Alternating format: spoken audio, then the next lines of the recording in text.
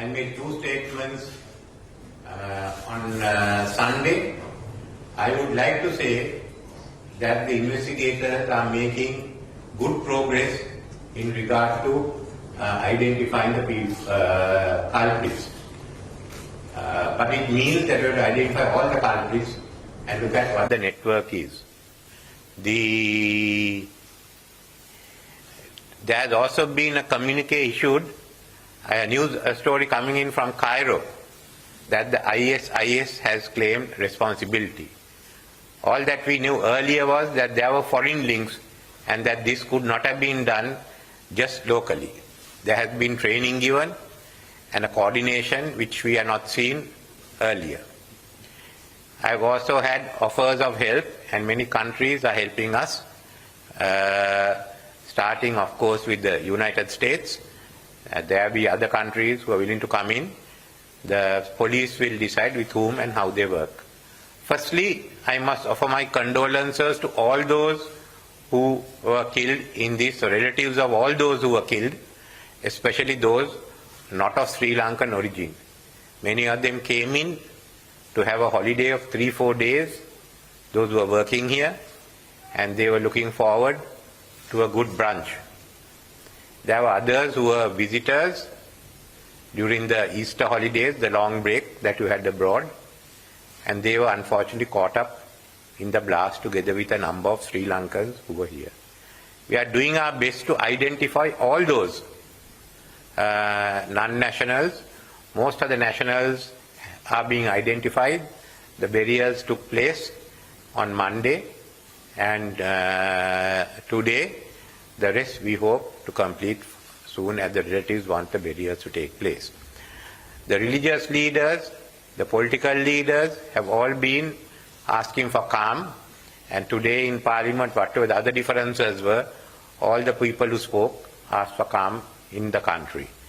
I thought I would brief you on this situation and make whatever clarification I can on the questions that you posed.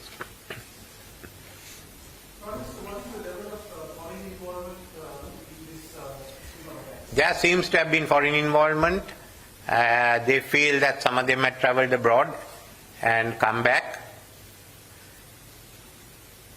There may be more than that. That's what we want to find, and that's why we've asked for assistance on this issue. Some countries anyway have to conduct their own investigations because their nationals were killed in this blast.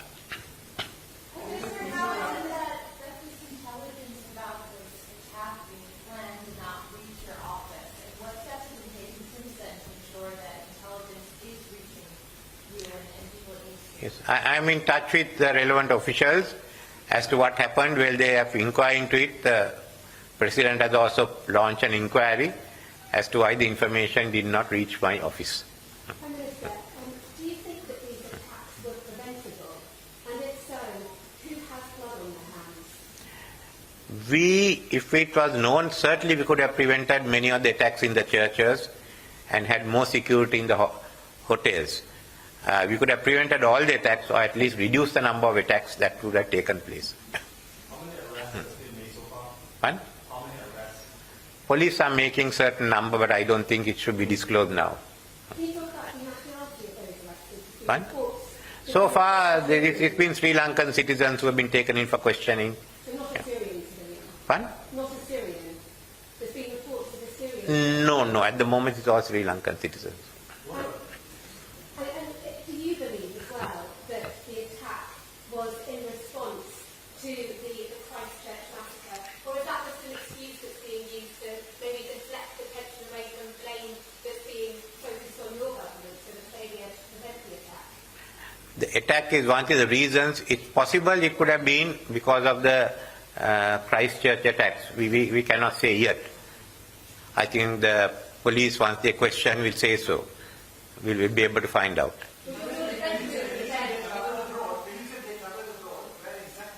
That's what we are searching for. They've been out there, so they may have gone to one destination and gone in from there. This is the assistance that we are requiring. You can meet people in any part. You can meet them in London. You need not go to the Middle East.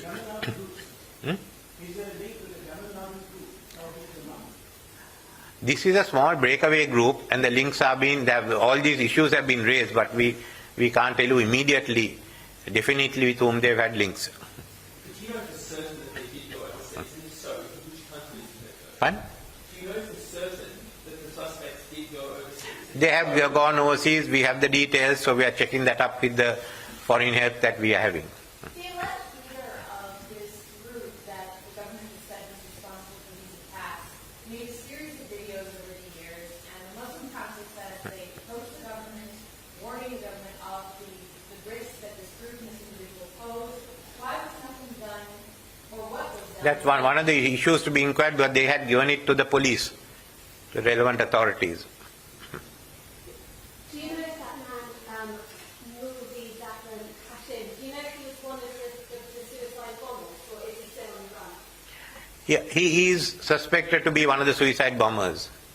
They have to confirm it. And have you identified all of the suicide bombers, and how many of them were there? Well, many of them have, some more have to be identified. Sorry?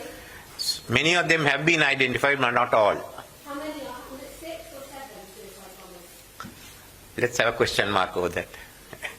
And do you believe that other suspects are still on the run, or do you think you've got everybody? Well, they are still looking out at who else is involved, because inquiries lead to other names. Mr. Prime Minister, could you give us a sense of the timing of these attacks, and also, what exactly could you tell us about the time of the 10 years of the civil war? Well, that is one issue that's over, and now we've got another issue here. It's like Northern Ireland is over in UK, but you've got other terrorism going on.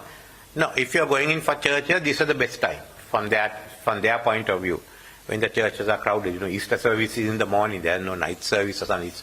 Easter is basically a morning service that everyone attends, and then they must have timed it with the branches, which was also taking place. I don't know. There is only a speculation that people have, but there seems to have been a timing and look at the maximum participation.